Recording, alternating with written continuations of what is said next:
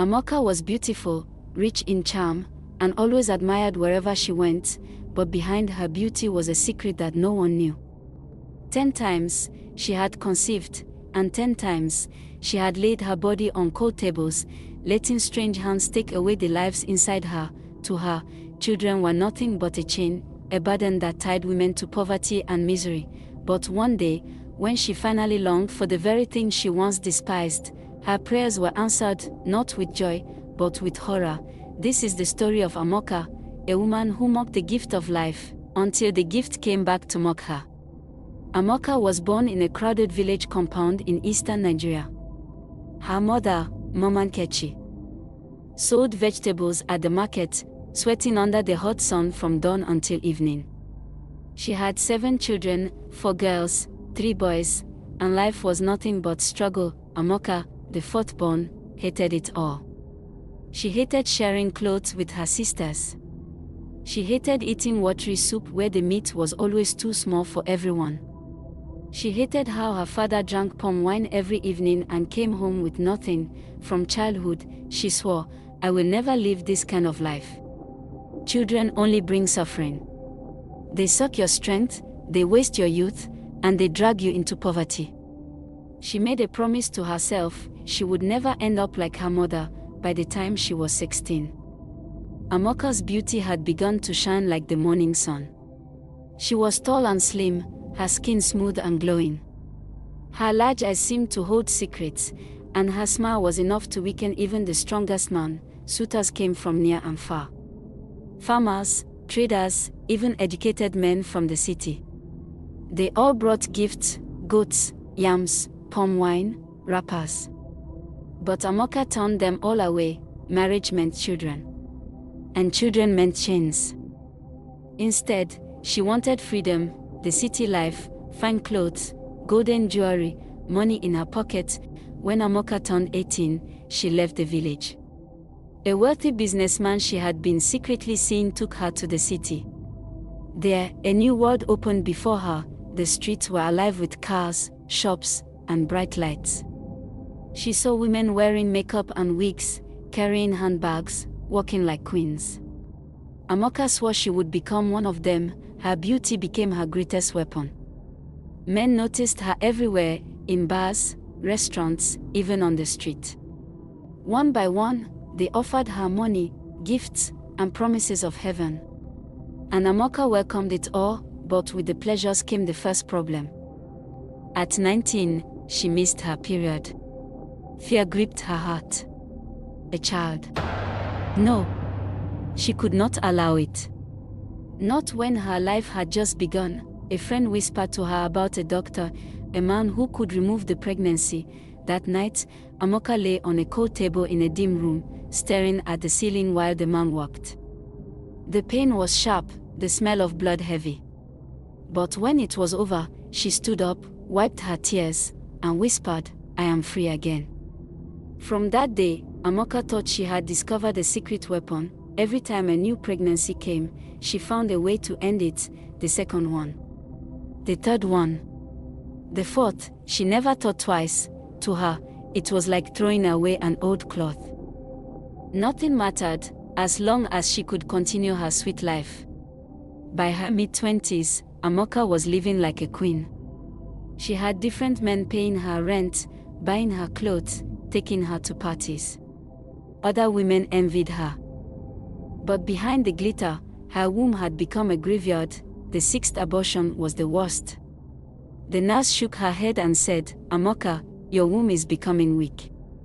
If you continue like this, you may never have children again." Amoka only laughed. "Children? I don't need them now. When I'm ready, I will have them." But fate does not forget. At 29, she nearly died after the 9th abortion. She lost so much blood that her friends had to rush her to a real hospital. For days she hovered between life and death. Still, when she recovered, she went back to her old ways. She told herself, "When I am rich, when I find the right man, when I am ready, then I will have children." But the years went by quickly. Her beauty was still there, but it began to fade. The lines around her eyes deepened. Younger girls were taking the attention of rich men. By 35, Amoka began to feel a new kind of fear. The city lights no longer blinded her. The fine clothes did not fill the emptiness in her heart. For the first time in her life, she wanted something money could not buy. She wanted a child. Amoka's desire for a child grew like fire that could not be quenched. She watched women in the market with their babies strapped to their backs, sweat dripping down their faces as they bargained for food. She watched children running barefoot, laughing in the dust. For the first time in her life, she envied them. At 36, she married a man named Chike. He was a successful trader in Onitsha, tall, kind, and already in his 40s. Unlike other men, Chike wanted stability. He wanted a wife to build a home with. When Amoka entered his life, she hid her past carefully. She cooked for him, smiled sweetly, and pretended to be the woman of his dreams. Within 6 months, they had a lavish wedding, but inside Amoka's heart was only one prayer: God, give me a child. Just one. I will never ask for more. The first month of marriage passed. No pregnancy. The second month. Nothing. The first year. Still nothing. Amoka tried everything. She visited hospitals, swallowed medicines, and endured countless injections. Each time, the doctors said the same words that echoed like a curse: your womb has been damaged. Too many abortions. The lining is weak. Your chances of conceiving are very slim. Amoka wept bitterly, but she did not give up. She fasted and prayed. She sowed seeds in church, rolling on the floor during night vigils, crying until her voice broke: Lord, forgive me. Give me a child. Yet, heaven was silent. By her 40th birthday, the pressure from Chike's family became unbearable. His mother accused Amoka openly: you have eaten all the years of your youth and now you cannot bear fruit. My son must marry another woman. Amoka knelt, begging. Mama, please. God will do it. I will conceive. But the whispers spread like wildfire. Neighbors mocked her. Women pointed fingers, whispering behind her back, she thought she was better than us. Now look, she has no child. Her once glittering life now felt like ashes in her mouth. One night, after yet another quarrel with her husband about children, Amoka had a strange dream. In the dream, she stood in a vast field covered in mist. She heard the cries of babies, dozens of them, echoing in the air. She saw little hands reaching out to her, tiny feet running, shadows circling her. Then one baby stepped forward. His eyes were dark, burning with sorrow. In a voice that was both child and spirit, he said, Mother, why did you cast us away?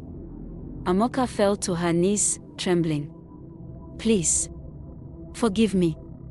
The baby raised his hand, pointing at her stomach. Now you want us. But we are gone. Only one remains, and he is not what you seek. Before she could ask what it meant, the ground beneath her opened. She fell into darkness, the cries of unborn children echoing all around her. She woke up screaming, drenched in sweat. Weeks later, something strange happened. For the first time in years, Amoka missed her period. She rushed to the hospital, her heart pounding like a drum. The doctor smiled. Congratulations, Mrs. Chike. You are pregnant. Tears of joy poured down her face. She knelt in the hospital room, lifting her hands to heaven. Thank you, Lord. Thank you. You have remembered me. Chike was overjoyed. He lifted her in his arms, laughing and crying at the same time. News spread through the family, and even her mother-in-law rejoiced. It seemed as if Amoka's shame had finally ended. But beneath the joy, something dark stirred. From the very first month, the pregnancy was unusual. Amoka had terrible nightmares every night. She dreamed of babies crying, of blood flowing, of shadows sitting beside her bed. Sometimes, she heard whispers in her ears, "We are watching you." Her appetite was strange too. She craved raw meat and sometimes woke up in the middle of the night with blood on her lips, though she did not remember eating anything. Her belly grew faster than normal, swelling as if she carried not one child but many. Neighbors whispered, perhaps she is carrying twins. Maybe even triplets. But Amoka remembered the dream. She remembered the baby's words, only one remains, and he is not what you seek. Fear grew in her heart, but she forced herself to smile. She told herself it was just her imagination. In the 7th month of her pregnancy, Amoka's labor pains began suddenly. It was too early. Chike rushed her to the hospital. The doctors worked frantically. Amoka screamed through the night, her voice echoing down the hospital corridors. Finally, as dawn approached, a baby's cry filled the room. But when the nurse placed the child in Amoka's arms, her scream shook the walls. The baby's skin was pale and gray. His eyes were too large, staring unblinking at her. His fingers were long and bony, his cry more like a wail than a child's voice. The nurses gasped in fear. Chike staggered back, his face pale. Amoka clutched the child, her mind racing. This is not a normal child. This is something else. And then, to her horror, the baby opened his mouth and whispered, "Mother." The hospital room froze in silence. Nurses exchanged fearful glances. One even dropped a tray in her hand. Amoka clutched the baby tightly, her entire body shaking. Her husband Chike whispered in disbelief. What kind of child is this?" The doctor, though trembling, forced himself to speak. It is a deformity. Such things happen sometimes. Perhaps with care, the child may survive. But deep inside, Amoka knew this was not mere deformity, this was punishment. As days passed, the baby grew stranger. He never cried like other children. Instead, he wailed in a way that chilled the bone, like a mourning spirit. His eyes followed everyone, unblinking, as though he could see into their souls. When visitors came to the house, they left uneasy, muttering prayers under their breath. Some never returned again. At night, Amoka often woke up to find the child staring at her, wide awake, whispering words she could not fully understand. Sometimes she heard voices echoing through the room, dozens of them, crying, moaning, accusing, "Mother! Mother! You cast us away." She would sit upright, covering her ears, but the voices would not stop. One night, she swore she saw tiny shadowy hands crawling across her walls, reaching toward her baby. Her health began to deteriorate. Her eyes sank, her skin grew pale, and she hardly ate. Chike was deeply disturbed but did not know what to do. His once loving wife was slipping into madness. The story spread quickly in the community. People called the child Ogbanj. A spirit child, some said. She has eaten her children in the past, and now the spirits have sent her a cursed one. Others said, it is the judgment of God. After so many abortions, what did she expect? Amoka could not go to church without people staring. Women pulled their children away from her, whispering that she carried a demon. Her mother-in-law, who once rejoiced at the pregnancy, now spat bitterly, "I want my son. This woman is cursed." The pressure broke Chike. He started sleeping in another room, leaving Amoka alone with the strange child. The warmth of their marriage turned to ice. Desperate, Amoka sought help. She visited prophets, pastors, and prayer houses. Each one prayed, but the child remained the same. Finally, in secret, she visited a shrine deep in the forest. An old priestess listened to her story, shaking her head slowly. "Daughter," the priestess said, "children are spirits before they are flesh. When you cast them away, their spirits remain restless. You rejected them when they begged to live.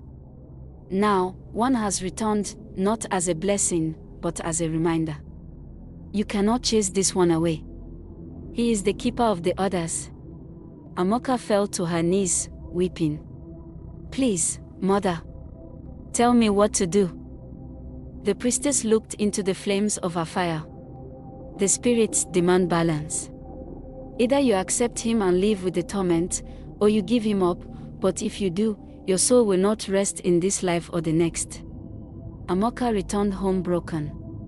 She tried to love the child, but every time she looked into his eyes, she saw the faces of the 10 babies she had aborted. Their cries echoed in her ears, their blood stained her dreams. One night, she could take it no more.